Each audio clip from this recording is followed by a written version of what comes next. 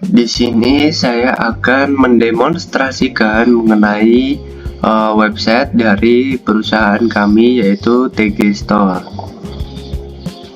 Nah, di halaman utama ini kita disambut mengenai desain yang modern dan bersih guna menarik perhatian calon pembeli.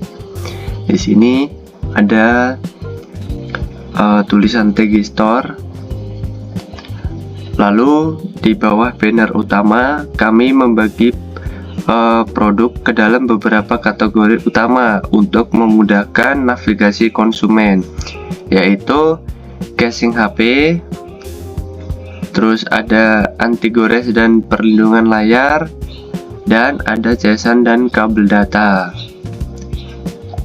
Di bagian bawah kita juga menyediakan barang aksesoris lainnya seperti smartwatch dan smartband. Lalu ada adaptor, earbuds dan audio, lalu ada powerbank dan bisa kepala casan gitu. Nah, di bagian bawah ini ada beberapa penilaian dari pelanggan setia TG Store. Itu tentang seberapa puas berlangganan di TG Store. Nah, di bagian bawah ini kita juga menyediakan bagian untuk penjualan diskon gitu. Jadi konsumen yang ingin mendapatkan diskon 30% itu bisa cek barang itu melalui di sini ya. Nanti kita sediakan untuk Black Friday-nya gitu.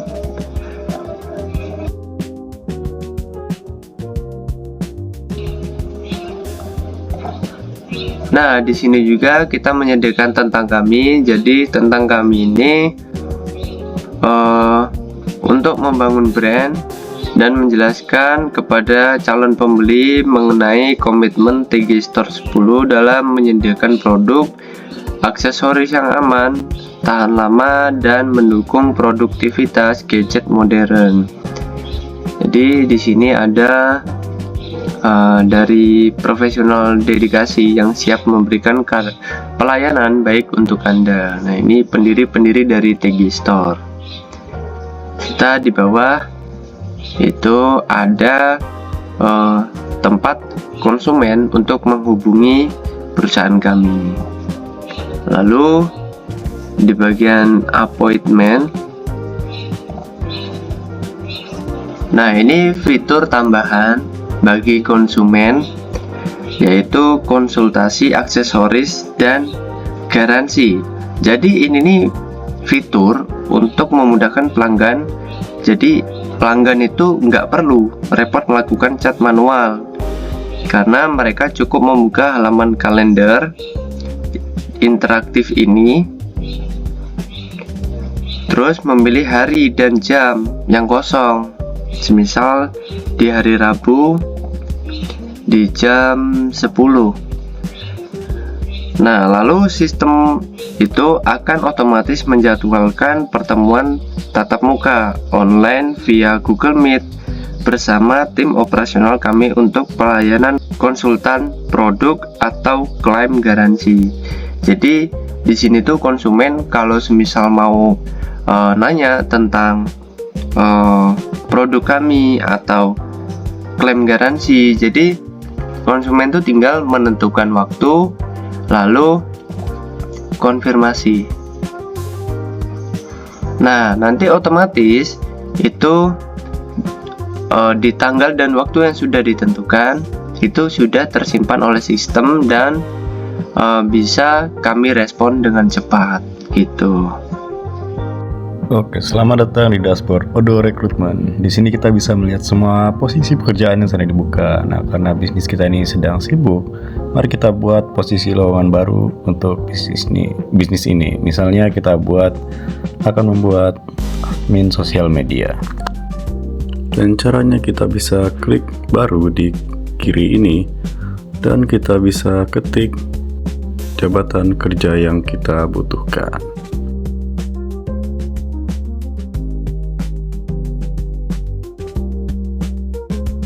Kita juga bisa menambahkan detail seperti siapa rekruter yang bertanggung jawab, lalu labelnya, email, kontrak. Lalu kita juga bisa menentukan soft skill dan hard skill seperti bahasa yang bisa ditambahkan sesuai dengan kebutuhan kita. Dan kita juga bisa masukkan detail lowongan seperti departemen dan tipe pekerjaannya.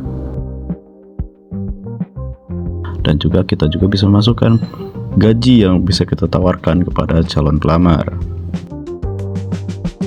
Juga di sini pun kita bisa menambahkan ringkasan untuk lowongan pekerjaannya agar menarik pelamar. Nah, misal saya sudah menambahkan ringkasannya seperti ini.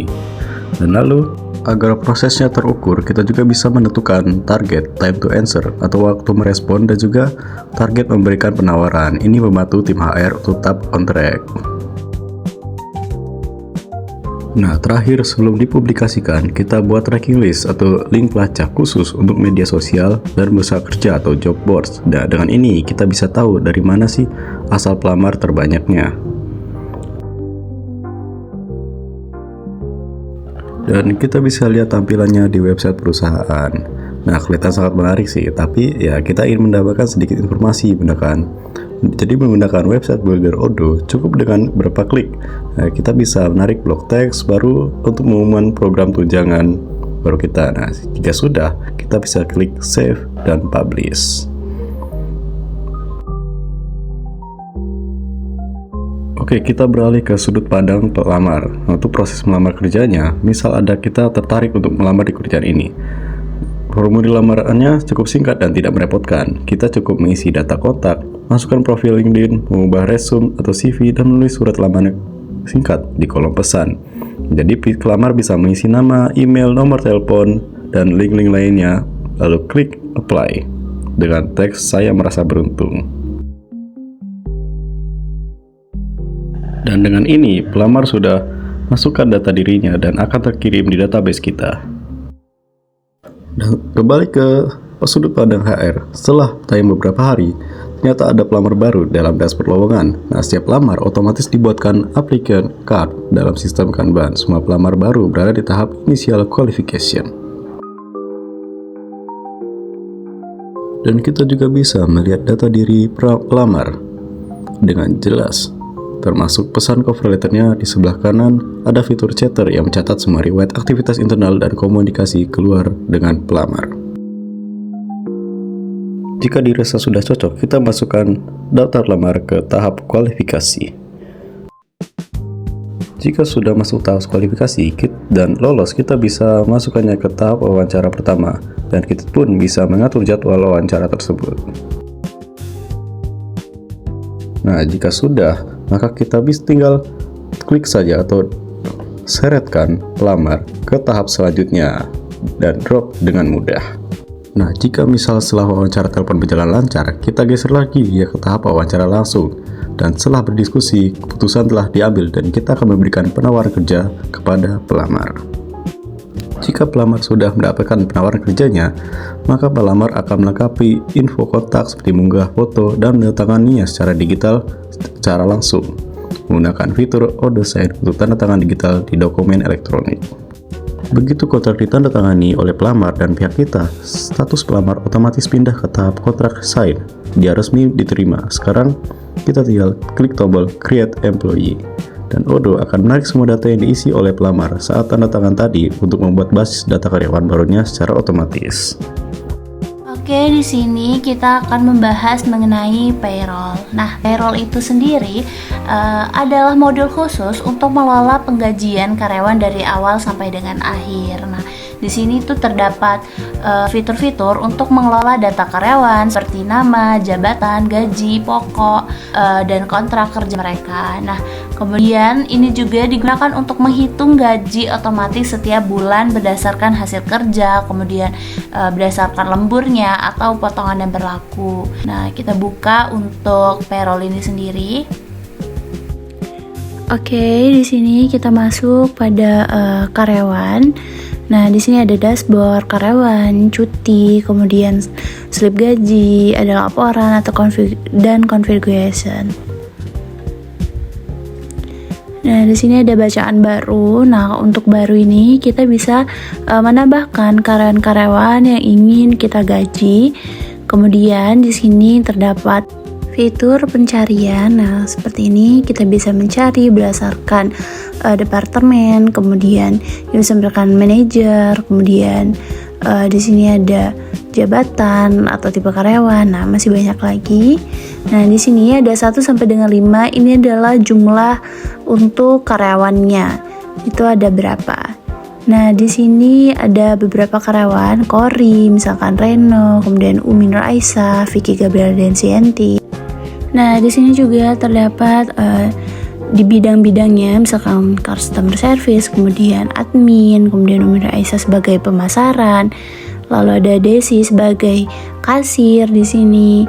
Kemudian di sini juga ada kayak email, nomor handphone, kemudian ini ada tanggal bergabung kontrak, sedangkan Desi itu merah dan Umi Nur Aisyah itu hitam di sini perbedaannya. Nah, kenapa itu merah? Karena ini artinya sudah habis masa kontraknya. Nanti bisa kita lihat pada bagian administrasi. Nah, kita bisa melihat di sini nama Vicky itu tanggalnya merah di sini, artinya dia sudah habis kontraknya. Seperti itu. Oke, selanjutnya kita masuk pada laman cuti. Nah, di sini laman cuti ini tuh tampilannya seperti kalender ya, teman-teman. Nah, di bagian atas itu ada ada navigasi atau panah kiri kanan untuk pindah bulannya nih. Misalkan nih mau pindah bulan berapa nih, Juni atau Juli. Nah, ini untuk pemindahan bulan-bulannya. Nah, kemudian ini ada bulan, hari. Ini kita bisa perbesar di sini. Nah, di sini ada angka 176 hari. Ini adalah jumlah jam atau jam kerja pada masing-masing karyawan. Oke, selanjutnya kita akan pindah ke slip gaji. Nah, di sini untuk baru cycle ini adalah fitur yang digunakan untuk menambahkan karyawan yang akan digaji. Ini misalkan nih, ini ada nama-nama karyawan ya, tinggal kita tambahkan di sini. Kemudian di sini nanti akan keluar berapa besar gaji dasarnya. Kemudian baru bisa kita hitung, kemudian akan kita validasi apakah itu sudah sesuai dengan pekerjaannya. Nah, di sini ada karyawan. Jadi ini adalah ada nama-nama karyawan yang akan digaji. Kemudian ini ada periode, yang dimana periode ini menunjukkan masa berlaku slip gaji tersebut. Nah, ini semua tuh tertulis 1 sampai dengan 30 Juni. Yang artinya ini adalah pada periode bulan Juni. Kemudian di sini ada hari kerja. Ini terdapat 22, yang artinya adalah 22 hari kerja. Kemudian ini ada gaji dasar. Ini gaji dasarnya. Kemudian ini adalah gaji bersihnya. Kemudian statusnya di sini sudah lunas. Nah, di sini juga bisa statusnya belum lunas atau sedang itu bisa. Sedangkan di sini sudah terbayarkan atau sudah lunas. Selanjutnya kita melihat di sini ada laporan, ini ada baris slip gaji, kita bisa pencet. Nah, di sini ada ini ya, total dari gaji pokok, kemudian dari gaji yang dapat dari pajak, kemudian gaji bersihnya. Nah, kita bisa melihat di sini. Kemudian ini dari laporan juga kita bisa melihat baris pay slip hari kerja. Nah, di sini kita ada dari luar kontak, kemudian ada absensinya itu seperti apa. Kemudian ada configuration. Nah, di configuration ini ada times type. Nah, di sini kita bisa melihat cuti-cuti, misalkan cuti berbayar, cuti sakit, cuti yang dibayar, kemudian ada kompensasi cuti. Nah, di sini kita juga bisa melihat dari absensi, kemudian jam lembur, kemudian yang habis itu ada yang cuti umum. Nah, ini masih banyak di sini fitur-fiturnya. Dan kemudian ada working schedules. Ini ada waktu kerjanya yaitu 40 jam per minggu. Nah, bisa pencet. Nah, di sini Di Senin 8 jam, kemudian Selasa 8 jam, Rabu 8 jam, Kamis 8 jam. Nah, sampai dengan Jumat, dengan total 1 minggu ini adalah 40 jam gitu. Dan di sini masih banyak lagi, ada gaji atau benefit, kemudian tipe-tipe strukturnya, struktur, kemudian ada aturan. Nih, di sini ada gaji reguler tuh. Kemudian ada masih banyak lagi, ada tipe, ada peringatan di sini. Nih, karyawan dengan anomali, ini juga ini termasuk pada peringatan. Nah, dan mungkin seperti itu untuk pada proses payroll ini pada sistem UDU. Baik, sekarang nama saya Vicky Gabriela Disianti. Kali ini saya akan menjelaskan yang bagian karyawan. Nah, jadi di bagian karyawan ini kita bisa masukin kayak data-data dari karyawan-karyawannya dan lain-lainnya. Dan dari gaji-gajinya itu kita bisa masukin juga di bagian karyawan ini. Nah, selanjutnya kita pencet karyawan. Nah, di sini dari TG Store sendiri itu sudah mempunyai sekitar 5 karyawan. Nah, jika kita punya nih kayak karyawan yang baru, itu kita bisa masukin lewat sini data gajinya dan lain-lain, seperti data pribadi, data gaji, sertifikat dan lainnya. Nah, caranya gimana? Pencet baru di sebelah karyawan, lalu di sini itu ada kayak fitur-fiturnya di sini akan muncul. Nah, kita ketik namanya. Kali ini kita pakai nama Andreas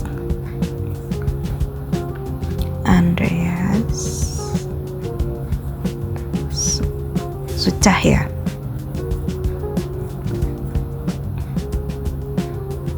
Baik.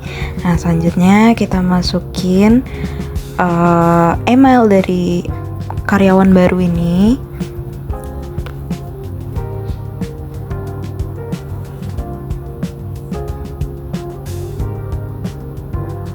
andreassucaya12@gmail.com. Nah, selanjutnya kita masukin nomor teleponnya. Di sini kita isi secara asal aja karena ini kan hanya sebagai contoh. Maaf tadi. Nah, di sini ini nomor telepon pribadinya. Untuk yang tadi itu nomor telepon rumah atau nomor telepon kantornya.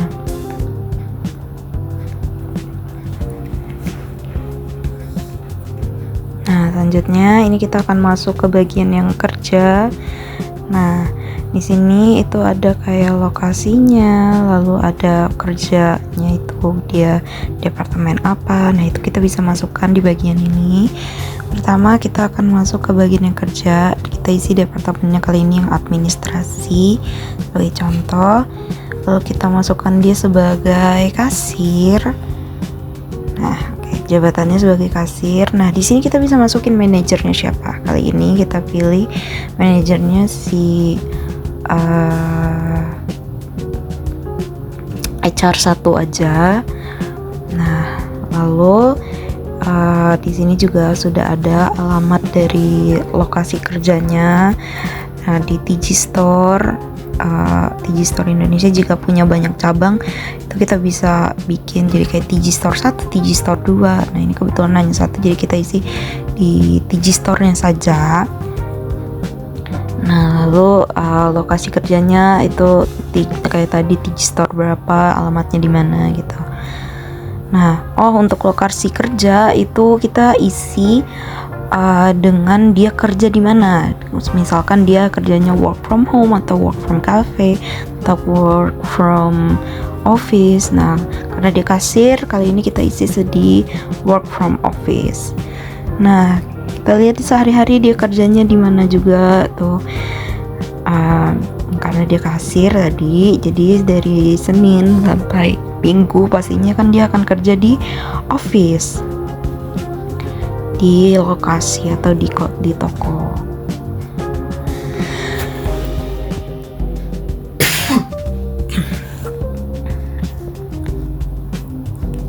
Oke,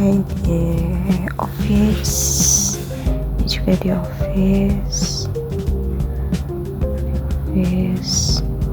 di office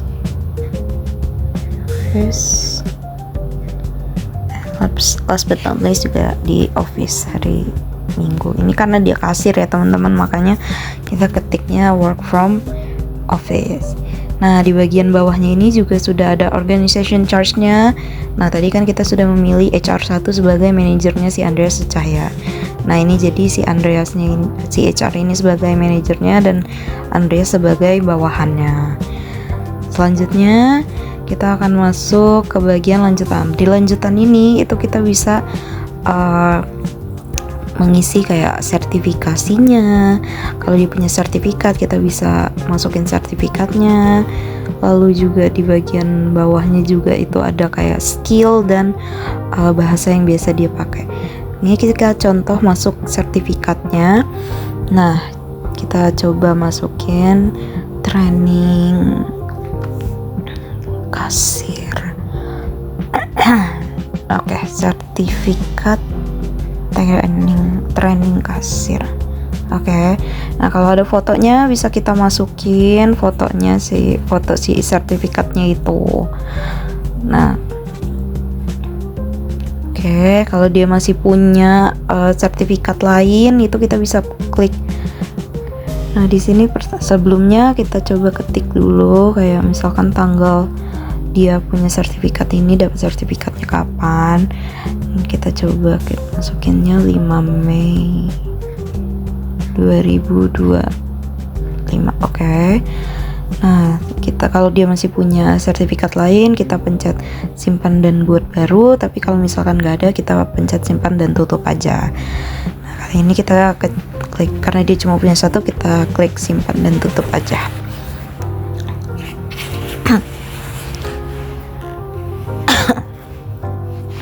Nah, selanjutnya kita akan masuk ke bagian nah, setelah ini udah masuk nih bagian yang sertifikatnya.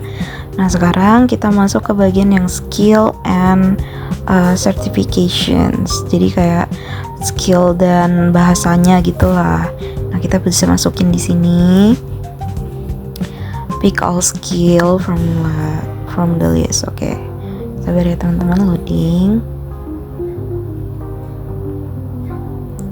Nah, ini akan muncul nih bahasa-bahasa dan soft skill. Bisa kita lihat soft skillnya. Nah, ini bahasa. Nah, oke. Jadi misalkan si Andreas ini pintar banget nih bahasa Inggris. Ini kita bisa masukin di bagian sini. Kita pilih ya bahasa Inggris. Nah, terus bisa kita klik simpan dan buat baru kalau misalkan masih ada. Kalau misalkan nggak ada, bisa kita simpan dan tutup. Nah, ini karena dia kita coba masukin soft skillnya ya teman-teman ya. Nah, jadi ini kita pencet simpan dan buat baru.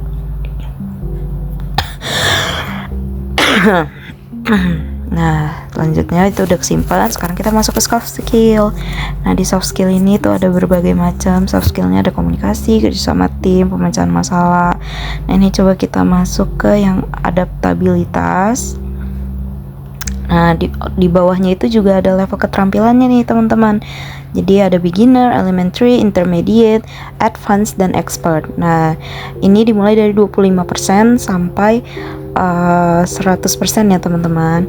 Nah, misalkan dia nggak terlalu ahli kayak ya normal-normal aja. Nah, sekarang kita masuk ke kita pencet elementary kalau kayak gitu. Nah, di sini itu akan kelihatan tuh dia sekitar berapa persen kepintaran bahasa Inggrisnya, atau di bagian yang adaptabilitasnya dia juga bisanya berapa persen gitu. Nah, oke. Selanjutnya kita masuk ke data-data pribadi si karyawan. Nah, ini untuk email, nomor telepon, rekening bank, dan lain-lain. Nah, sekarang kita masukin emailnya dulu ya teman-teman. Tadi kan emailnya ada, udah kita buatin, andreas12@gmail.com. Oke. Lalu kita masukin nomor teleponnya 08 12 58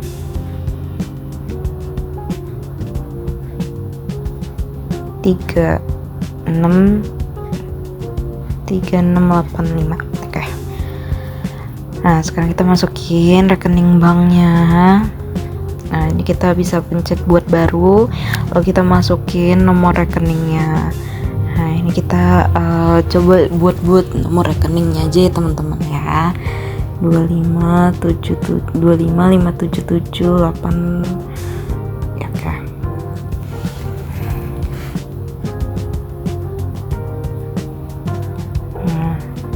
Trust the bank.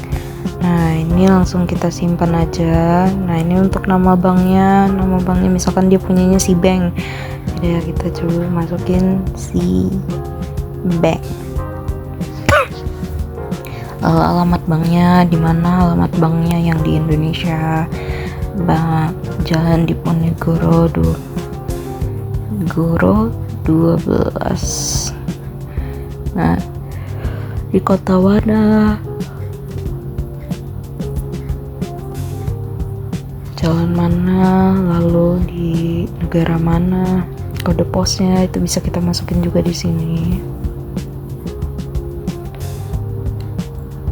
Nah, kalau dia masih punya yang lain kita buat simpan dan baru, tapi karena ini dia nggak ada kita pencet simpan aja. Nah, selanjutnya di bawahnya itu ada bagian informasi pribadi, jadi kayak tanggal lahir, tempat lahir, seksnya, kayak seksnya itu jenis kelaminnya. Nah, ini kita coba isi aja laki-laki. Nah ini sebenarnya nggak wajib ya teman-teman, kalau misalkan kita nggak tahu kayak nomor identitasnya atau apa, itu nomor visanya itu kita nggak perlu masukin kalau misalkan nggak ada, tapi akan lebih baik kalau kita masukin. Nah di sini ada nomor visa juga, ada nomor izin kerjanya. Supaya kita bisa tahu juga karyawan kita, kan misalkan dia dari luar negeri, visanya habisnya kapan gitu. Nah untuk kontak darurat ini bisa kita isi nomor keluarganya, kalau misalkan dia sudah beristri atau bersuami bisa kita isi dengan nomor pasangannya. Kali ini kita isi dengan, coba kita isi dengan nama istrinya aja ya teman-teman ya, Angel. Oke. Isi nomor teleponnya, nomor telepon istrinya itu 0923 677632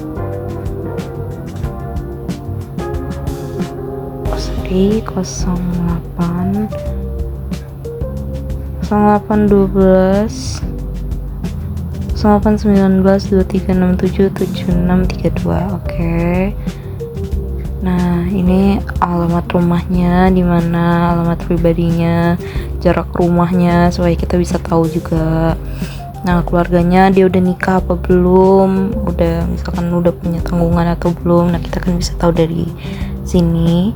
Nah kita pencet menikah ya, tapi karena kita udah isi nama istrinya si Angel, tanggal lahir pasangannya, dependent child itu misalkan tanggungannya ada berapa gitu. Nah oke. Di sini ada bagian SIM dan lain-lain juga. Nah, sekarang kita coba masuk ke bagian pergajian.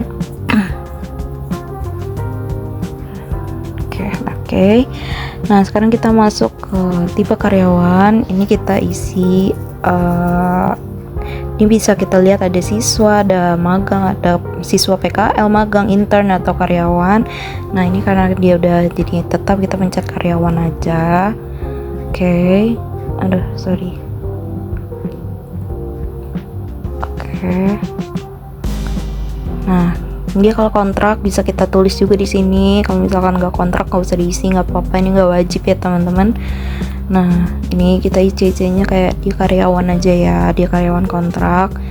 Nah ini kita isi tanggal 16 Juni mulai kerjanya.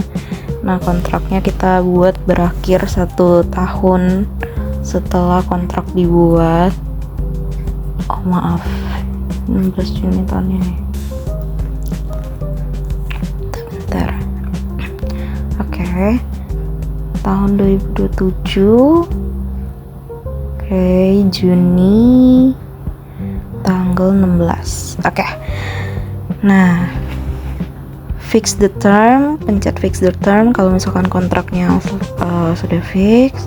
Nah, ini dia bisa dipilih juga gajinya, gaji tetap atau gaji per jam gitu, bisa dihitung. Nah, ini kita bikin gaji tetap aja karena dia karyawan tetap. Nah, sudah.